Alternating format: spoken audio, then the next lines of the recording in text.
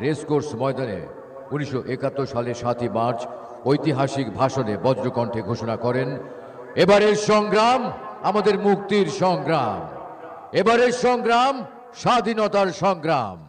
বঙ্গবন্ধুর এই ভাষণ ছিল বাঙালি জাতির স্বাধীনতার চূড়ান্ত ঘোষণা।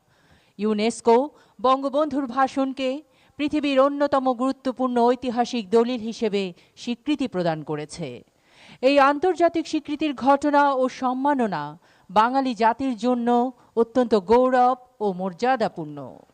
The father of the nation, Bangabandhu Sheikh Mujibur Rahman, on 7th March 1971, proclaimed at Racecourse Ground, "The struggle this time is for emancipation.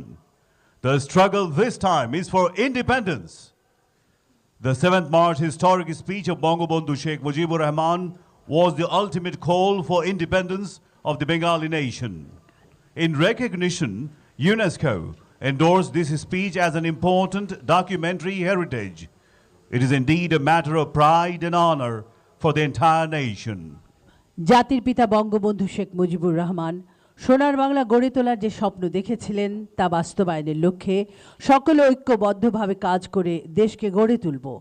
মহান বিজয় দিবসে এই হোক আমাদের দৃঢ় অঙ্গীকার।